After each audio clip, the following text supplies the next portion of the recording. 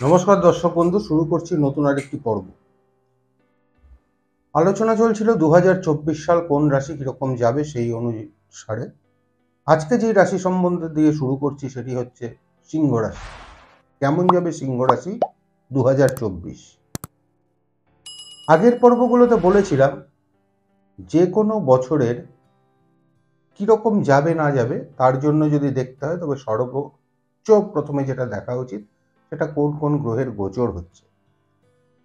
এবং সিংহ রাশির অধিপতি গ্রহ যেহেতু রবি এবং পঞ্চম ভাবের অধিপতি বৃহস্পতি, তার গোচর আছে এই বছরে। কাজেই কিরকম যেতে পারে সিংহ রাশি? অলরেডি দুটো গুরুত্বপূর্ণ গোচর ঘটে গেছে বিগত মাসগুলোতে। একটি হচ্ছে রাহু এবং একটি হচ্ছে কেতু। এই দুটো গ্রহ স্থান পরিবর্তন করে রাহু চলে এসেছে মীন রাশিতে এবং কেতু চলে গেছে কন্যা রাশিতে, অর্থাৎ সিংহ রাশির দ্বিতীয় ঘরে।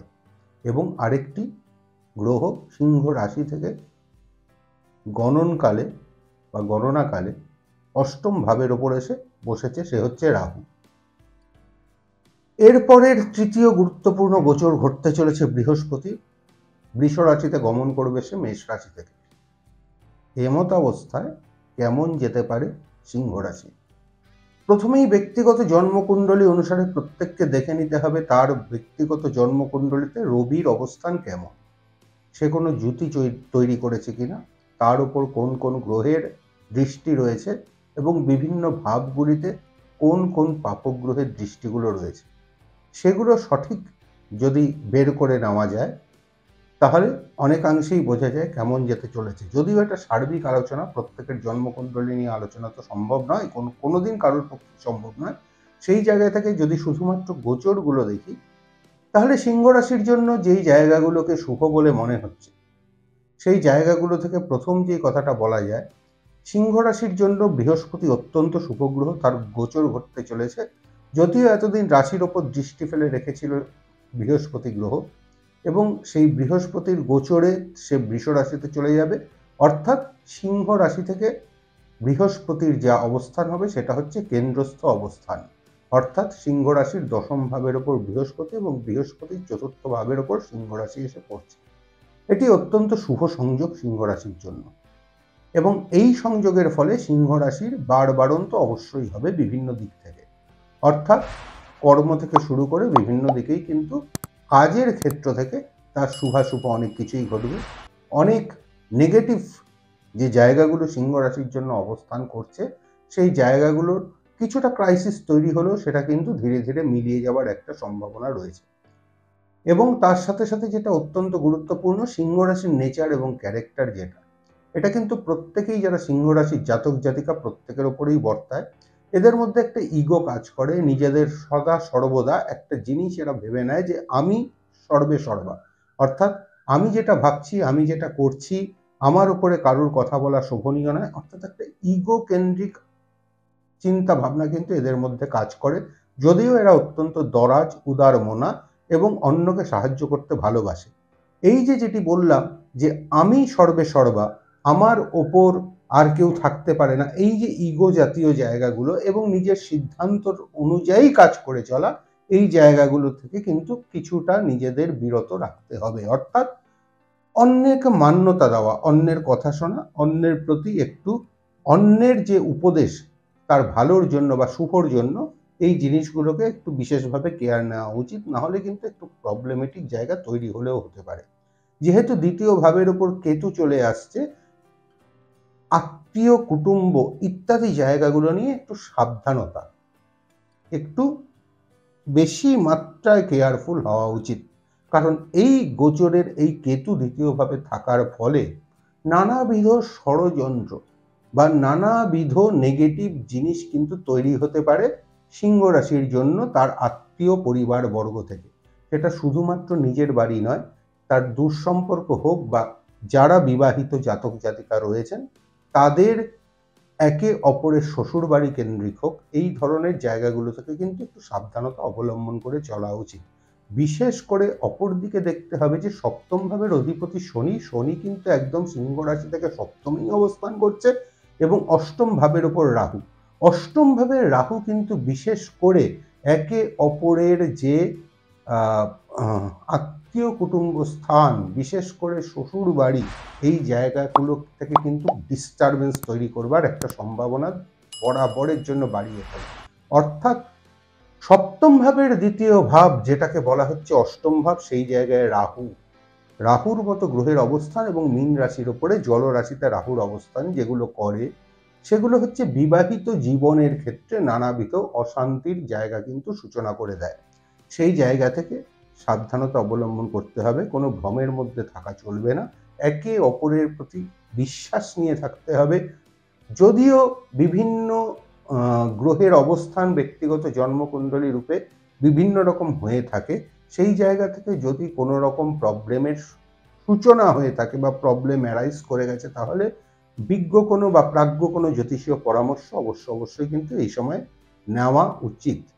চাকরি বাকরির জায়গা যেটা বলা, অর্থাৎ কর্মের জায়গা, যে কোনো কর্ম, সেটা হতে পারে ব্যবসা, হতে পারে চাকরি, সেই জায়গা থেকে যেটা বলার সেটা হচ্ছে সিংহ রাশির জাতক জাতিকাদের যেটা সবচেয়ে বেশি মাত্রায় দেখা উচিত এখন, সেটা হচ্ছে যে কর্মের প্রতি ফোকাস রাখা। বৃহস্পতি এই মুহূর্তে কর্মস্থানের ওপর অবস্থান করছে, সে দৃষ্টি ফেলে রাখবে নবম ভাবে অবস্থান করছে, মাফ করবেন, এবং সে ধীরে ধীরে দশমে যাবে। অর্থাৎ বৃহস্পতির দৃষ্টি কিন্তু পঞ্চম ভাবের ওপর সিংহ রাশি থেকে পড়ে আছে, নিজের ঘরের ওপর দৃষ্টি দিয়ে রেখেছে, এটা অত্যন্ত শুভ। পরবর্তী যেই জায়গাটা বৃহস্পতির দৃষ্টি গিয়ে পড়বে সিংহ রাশির জাতক জাতিকাদের ষষ্ঠ ভাবের ওপর, যেখান থেকে আপনাদের চাকরি বাকরির চিন্তা ভাবনা করা হয়। এবং যেহেতু এই জায়গাটা বৃহস্পতি বিশেষভাবে শুভ সিংহ রাশির জন্য, সেই জায়গা থেকে কিন্তু চাকরি বাকরি হবার সম্ভাবনা প্রচুর মাত্রায় বৃদ্ধি হবে, যোগাযোগ আসবে, এবং সেই যোগাযোগগুলো থেকে নতুন কর্মপ্রাপ্তি, নতুন কিছু পাওয়া, এই সমস্ত জায়গাগুলো কিন্তু ইঙ্গিত করছে অবশ্যই। সপ্তম ভাবের ওপর শনিদেব বসে আছে, একটি মেজর প্ল্যানেট, অবশ্যই, কারণ তার গতি অত্যন্ত মন্তর, সে এক একটা রাশির উপরে 2.5 বছর ধরে থাকে। কিন্তু সবচেয়ে শুভ ব্যাপার যেটা, যেহেতু সে তার নিজের ঘরে বসবাস করছে, সে কিন্তু ফিল গুড এই জিনিসটাকে অনুভব করতে পারছে, যদিও সিংহ রাশির সপ্তম ভাবের ওপর।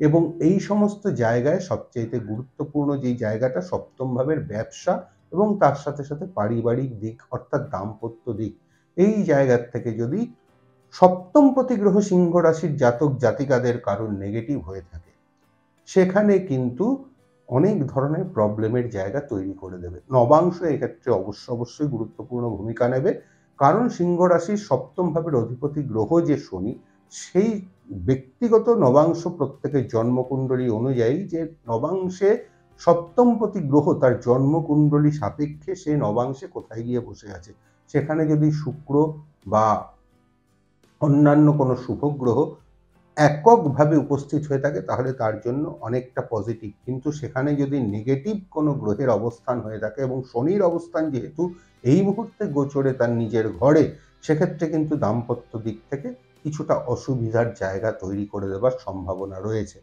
এর পাশাপাশি যদি স্টুডেন্টদের জায়গা থেকে বলা হয়, তাহলে সিংহ রাশির জন্য অবশ্যই আগামী বছরটা মোটামুটি ভালো শুভ হতে চলেছে।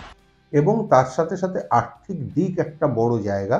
আর্থিক দিকে যেহেতু বৃহস্পতির গোচর হয়ে যাবে বৃষ রাশিতে, তার একটি দৃষ্টি পড়বে সিংহ রাশি থেকে দ্বিতীয় ঘরে, এবং আরেকটি দৃষ্টি থাকবে ষষ্ঠ ঘরে, এবং তার সাথে সাথে চতুর্থ ভাবের ওপরও কিন্তু দৃষ্টি পড়বে। অর্থাৎ পড়াশোনার জায়গা ছাত্রছাত্রীদের জন্য গুরুত্বপূর্ণ তো বটেই, এবং সঞ্চয় বা আগামী দিনে অর্থপ্রাপ্তির জায়গাও সিংহ রাশির জন্য যথেষ্ট শুভ হতে চলেছে। তবে যেটা বলার, রাস্তায় ঘাটে চলাফেরার ক্ষেত্রে কিন্তু সিংহ রাশিকে অত্যন্ত সাবধানতা বজায় রেখে চলতে হবে। তার কারণ রাহুর মতো গ্রহ ওখানে অষ্টমে গিয়ে বসার ইঙ্গিত বা যেটা বার্তা প্রদান করছে, এবং যেহেতু জলরাশিতে বসেছে এবং বৃহস্পতির ঘরে বসেছে, সেইখান থেকে বেশ কিছুটা এরকম একটা জায়গা তৈরি হতে পারে, ছোটখাটো দুর্ঘটনার সম্মুখীন হওয়ার সম্ভাবনা থাকছে সিংহ রাশির জাতক জাতিকাদের জন্য। প্রত্যেকের ক্ষেত্রেই, অবশ্য প্রত্যেক রাশির ক্ষেত্রেই বরাবরের জন্যই আমাদের পথ চলতি সাবধানতা অবলম্বন করা উচিত, কিন্তু বিশেষ করে গ্রহ কেন্দ্রিক যখন এই আলোচনা, তখন অবশ্যই বলবো সিংহ রাশির জাতক জাতিকাদের একটু পথ চলতি সাবধানতা অবলম্বন করে নেওয়া উচিত। না হলে কিন্তু সেই জায়গা থেকে কোনো বিপদ বা দুর্যোগ নেমে আসবার একটা সম্ভাবনা রয়ে গেছে সিংহ রাশির জাতক জাতিকাদের জন্য। নতুনভাবে যেটা বলার সেটা হচ্ছে প্রেম, প্রীতি, ভালোবাসার জায়গা আগামী এপ্রিল মাস পর্যন্ত সিংহ রাশির জন্য বেটার। অনেক কিছু জায়গা কিন্তু ম্যাচিওর করবে আগামী দিনগুলোতে, এবং বৃষ রাশিতে যখন চলে যাবে বৃহস্পতি গ্রহ, তখন কিন্তু চাকরি বাকরির জায়গা এবং তার সাথে সাথে আরেকটি জায়গা, বিশেষ করে প্রেম প্রীতি বিবাহের জায়গায় বেশ কিছুটা প্রবলেমের জায়গা তৈরি হবে। অর্থাৎ এটা রিলেশনশিপকে ধরে রাখার ক্ষেত্রে কিছুটা প্রবলেম কিন্তু দেখা দেবে। মোটামুটি এই একটা জায়গা তৈরি করে দেওয়া সিংহ রাশির জাতক জাতিকাদের জন্য আগামী 2024-এ। এবং অবশ্যই মনে রাখা দরকার 2024 সালটা কিন্তু রুল করবে শনি গ্রহ, এবং শনি গ্রহ যেহেতু রুল করবে সংখ্যাতত্ত্বের দিক থেকে, সেই ক্ষেত্রে রবির সাথে শনির যেই সম্পর্ক, সেটা খানিকটা তো অবশ্যই ম্যাটার করবে। কিন্তু সেটার থেকেও বড় ব্যাপার হলো সিংহ রাশির জাতক জাতিকাদের আগামী বছরটিতে নিজেদের ওপর অত্যন্ত দৃঢ় প্রত্যয় নিয়ে এবং নিজের ওপর অস্বাভাবিক রকমের একটা আত্মনির্ভরতা তৈরি করে নিজেকে জিততে হবে মানসিকতা নিয়ে এগিয়ে গেলে পরে সিংহ রাশির জন্য অবশ্যই শুভ ফল আগামী 2024 প্রদান করতে বাধ্য। আসছি আজকের মতো। আশা করি ভিডিওটি ভালো যদি লেগে থাকে তবে অবশ্যই আপনারা সাবস্ক্রাইব করবেন এবং তার সাথে সাথে বেল আইকনটি প্রেস করে নেবেন, এবং যদি সম্ভব হয় প্রচুর পরিমাণে কমেন্টস, লাইক এবং শেয়ার করবেন। আজকের মতো শেষ করছি। পরবর্তী ভিডিওতে আবার আপনাদের সাথে দেখা হবে। ততক্ষণের জন্য নমস্কার।